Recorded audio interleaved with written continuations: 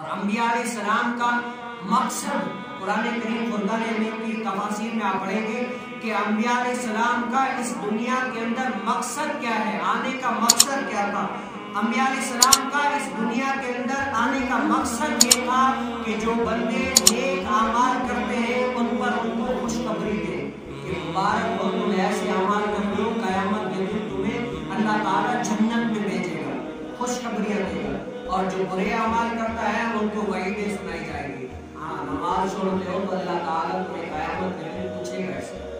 انبیاء علیہ السلام کا مقصد یہ ہے، نیک اعمال پر خوشخبری اور برے اعمال پر وعید سنانا۔ اور آج اس امت کے علماء کا بھی یہی کام ہے کہ جو نیک اعمال کر رہا ہے ان پر خوشخبری اور جو برے اعمال کر رہا ہے ان پر مذمت۔ قیامت کے دن ہر کسی کو پتہ چل جائے۔ یہ میرے اور آپ کی بات ہے کہ ہم دیکھیں ہم کتنا اعمال کرتے ہیں۔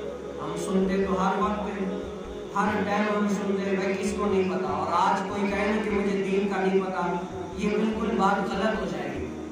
ہر کسی کو پتا ہے دین کا، شریعت کا۔ آج کے زمانے میں بالخصوص ایسا کوئی بھی نہیں ہوگا جس کو یہ پتا نہ ہو کہ یار یہ صحیح کام ہے، یہ غلط کام ہے۔ ہر کسی کو پتا ہے۔ اور ایسا تو حضور علیہ السلام کا کرم ہے کہ اگر کوئی بندہ غلط کام کرتا ہے نا تو اس کے دل میں کھٹکتا ہے کہ یہ کام کر رہے ہو بالکل غلط ہے، جو تم کر رہے ہو، جس راہ پر جا رہے ہو یہ رانگ سائڈ ہے، یہ بالکل بھی صحیح نہیں ہے۔ اس کے دل میں کھٹکتا ہے۔ سب کسی کو پتا ہے کہ یہ کام غلط ہے لیکن پھر بھی کرتے ہیں۔ کیوں؟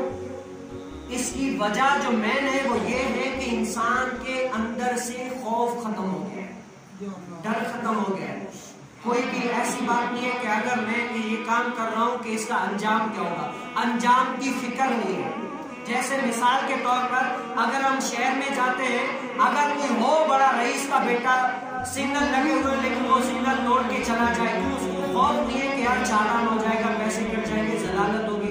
اس کو خوف نہیں ہے یار میرا وہ بڑی بات چاہتا ہے، میں کیسے اپنے آپ کو چھڑا لوں گا۔ اس کو خوف نہیں۔ اگر خوف ہوتا تو سگنل نہ توڑتا، کبھی بھی رکتا، سگنل کا انتظار کرتا، پھر آگے جاتا۔ اسی طرح ہمارے پاس تو ایسا کوئی ہے بھی نہیں سفارشی کہ قیامت کے دن ہم سفارشی پیش کر سکیں کہ یا رسول اللہ ہمارا یہ سفارشی ہمیں معاف فرما دے، ہم نے جو کیا آپ جو ہے نا اچھے کریں۔